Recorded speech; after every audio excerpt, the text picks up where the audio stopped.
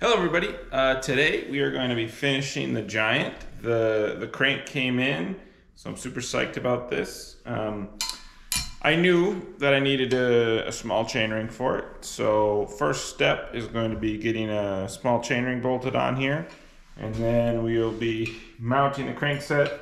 It's got a bottom bracket installed that's smooth, so if it's the right size, it'll be perfect. Otherwise we'll have to swap it out. Then just gonna quick cable it and take it for its first ride. The sun is out, so looking forward to giving this thing a spin.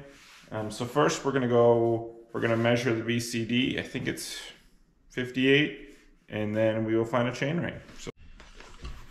Okay, so I got my handy dandy BCD measurer. I was right, it is 58. So if you ever get one of these, it has two different holes. One is for 5-bolt and one is for 4-bolt.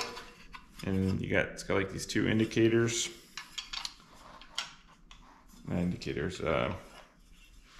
Points. You put those in the bolt holes, and then this is 5-bolt. So then we see that it's a 58. You can see that 58 BCD. So we're gonna go find a small 58 BCD chainring for this triple. Okay, so down here we have a shelf of sorted chain rings, and so right here's the 58 BCD box. We're just gonna go in here and 22. Yeah, there we go. Shimano 22. So we're gonna take that and we'll put the box back up, and we're good to go. So now we'll put this on the crank, and we'll be ready to mount the crankset. Now, we need 5 chainring bolts. I'll put that on there. I'm just going to put all these in here.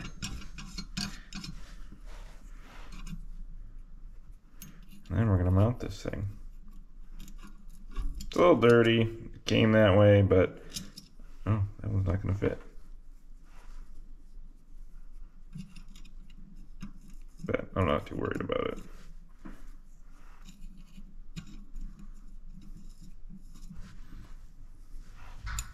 I plan to ride this bike a bunch, so it's gonna get dirty. Okay, that one doesn't work for some reason. One more.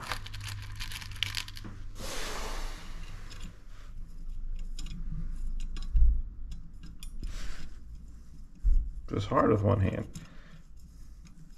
Okay. I'll get an Allen wrench to tighten those all up.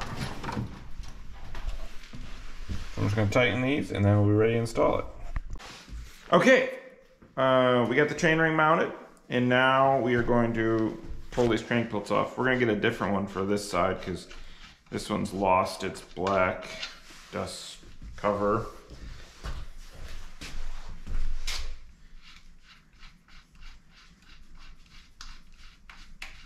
I'm going to use black ones to go with our black crank.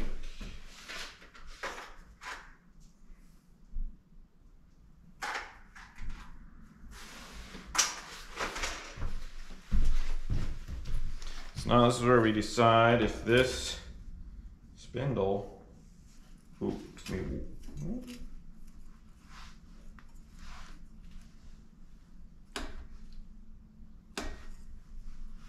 way too long. So this bottom bracket is maybe too long, I'm pretty sure. I'll tighten the crank on there, but I don't think it's going to go in enough to change. So we'll have to remove this bottom bracket and put in one slightly narrower. Yeah, not gonna work. That's okay. We have a plethora of bottom brackets. It's coming out nice and easy, which is nice. I just had a stuck bottom bracket I had to deal with the other day. And I have another one that I'm gonna make a video of, show you how I get them out when they're real stuck, and I also have a few new techniques I want to try out, so that'll probably be next week. There's bottom bracket stuck, I got one stuck in a stump jumper and one stuck in that, I just picked up a Navara Team. That is a stuck bottom bracket, so both those need to come out. That was weird.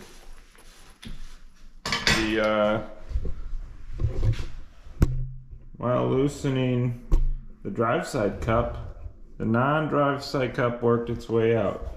So that's a little weird. We'll make sure the threads are okay before we put a new bottom bracket in.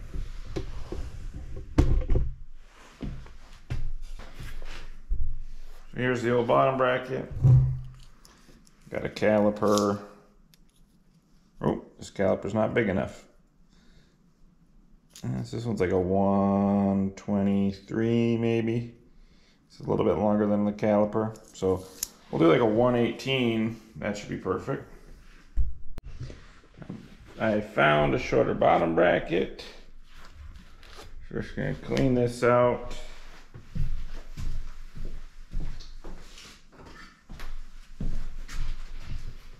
Apply a little grease.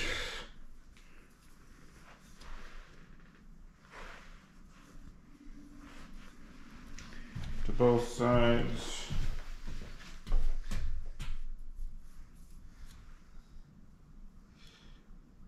Just so this doesn't become one of those stuck bottom brackets we were talking about.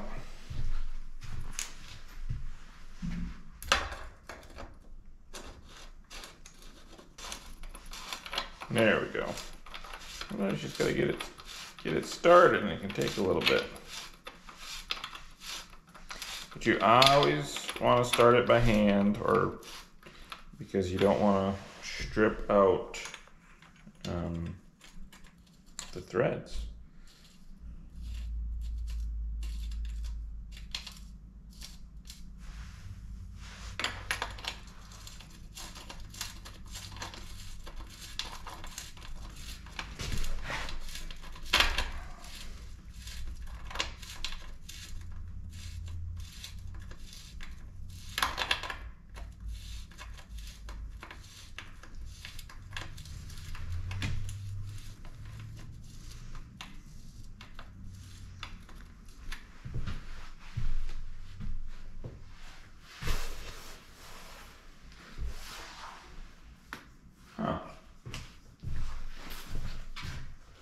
Somehow, I always misplace the crescent wrench. Oh.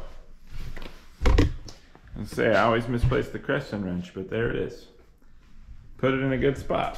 Still couldn't find it.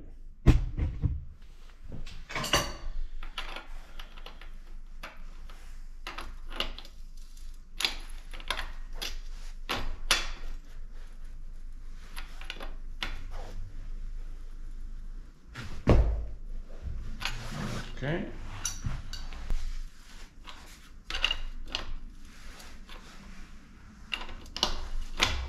Is this not a 73 mil? Is this a 73 mil shell? Did I goof up? I might have.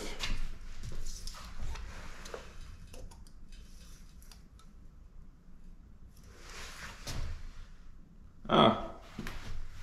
Wouldn't you know it? 73 mil bottom bracket shell instead of a 68. So that one won't work. Weird.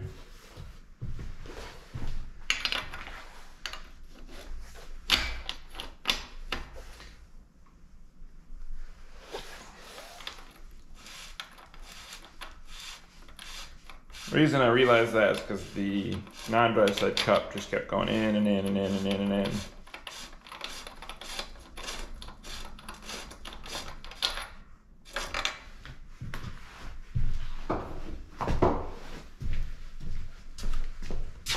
And that is why you should always measure the bottom bracket shell instead of assume. I just assumed it was a 68 mil.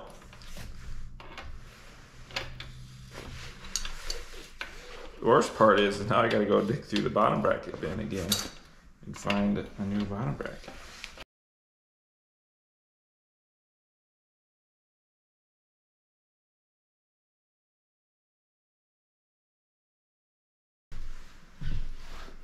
tool. So, crank is installed. Now we just need to cable it.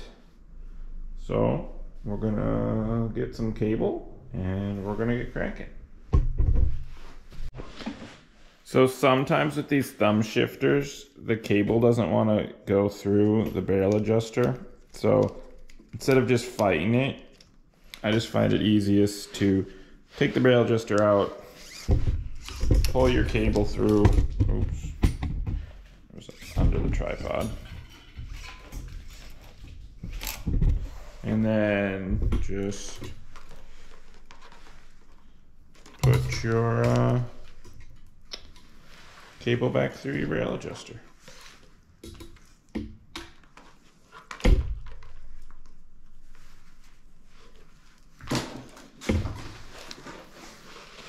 And then just thread it back in. And that's easier than sitting there fighting, trying to poke your barrel adjuster through. So we got the front done, shifter done, so now we're just doing the rear.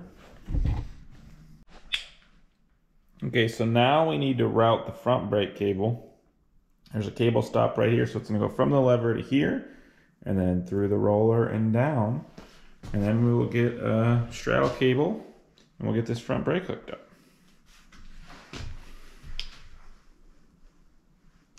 And there.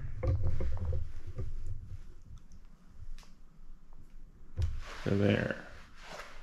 To there. I think that's where we want our cut. So, I always use stainless steel cables. They're a little bit more expensive, but not having to worry about corrosion is nice.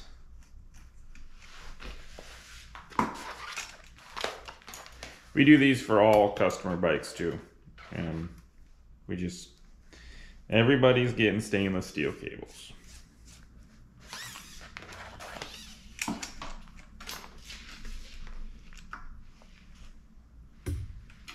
I want this inside of.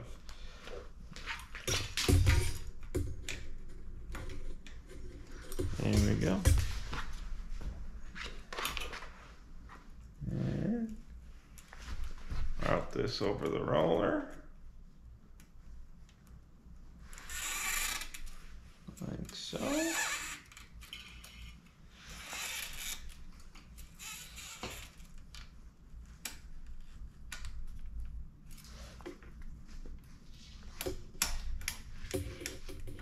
There we go. That's gonna be cool. Now we just need to go grab 2 straddle cables. Okay, we're gonna get the brakes set up. I have some straddle cable holders. I can't remember what brand these are, but save these. They're gonna look perfect on this project with our black brakes. So they have these little screws on the back for holding the cables. So you gotta make sure those are loose to start, but you don't want to loosen them too much because they can fall out and they are a pain to find.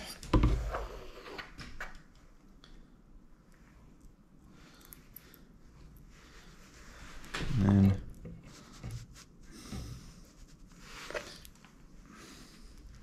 then there we go. We're gonna get that adjusted. We're gonna chop off some of this cable. And this straddle cable goes through there like so. Hook it there. Chase it through there.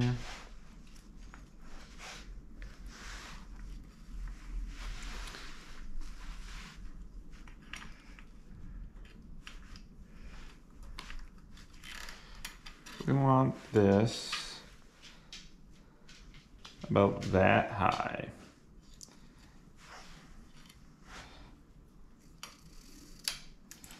We don't want that to get any lower, so we're gonna tighten those little screws. We're gonna hold the cable in.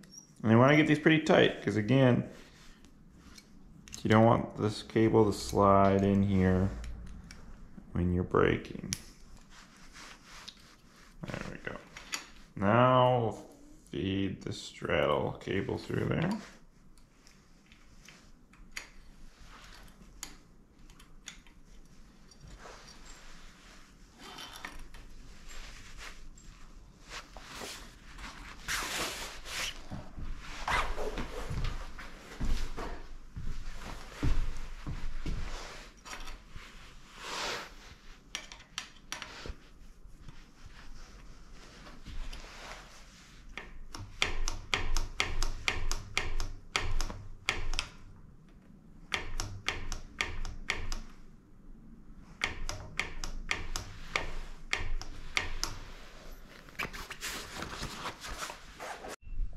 The straddle cable holder looks perfect with this build. And I got the brakes adjusted so they're working evenly. To me, that's my perfect amount of lever. So, need to get grips and need to set up this rear brake. So we're gonna do the rear next and pedals. So, here's our straddle cable, our hanger, and our cable. So I'm gonna do this here quick and then gonna put some grips and some pedals on, and we're gonna take this thing out on a ride. I'm gonna bring you with. So this is the loose line. It is a rails to trail that runs through Watertown where the shop is. Goes for 16 miles, I think. So, great place to ride your bike. It's riding good. I raised the saddle a few times, but I'm liking it. Such a cool paint job. Yeah, so we got some good scenery out here on the loose line. Of course, everything's still brown because we're at springtime and it's like 40 degrees here in Minnesota. But great place for a first ride. The first test ride on the loose line, which is riding great today, is thumbs up. It rides great. And I like how it turned out. Right now I just have some test drive pedals on it, but I'm gonna get some nice race face pedals. It's a little dirty, it's a little muddy out here, but that's how bike's supposed to be. I like the black canty holders. WTB saddle's comfy. Just threw on some quick, again, I wanted to ride it, so I threw on some quick lock-ons that I had. Might keep them, might not. Loving the tires, good traction on the loose line and quick on the pavement. Yeah, so this thing is as fun to ride as I was hoping, and it is this cool looking. That's why I've always wanted one of these. They're just so cool looking. Okay, so thumbs up. I'm loving the Giant. I'm continue riding, but we're gonna end this video here. It's a ton of fun. I'm really enjoying it. It looks great. It rides great. So it's everything I wanted it to be. If you like this video, please like and subscribe. That means a lot. And have fun riding your vintage bikes. Bye.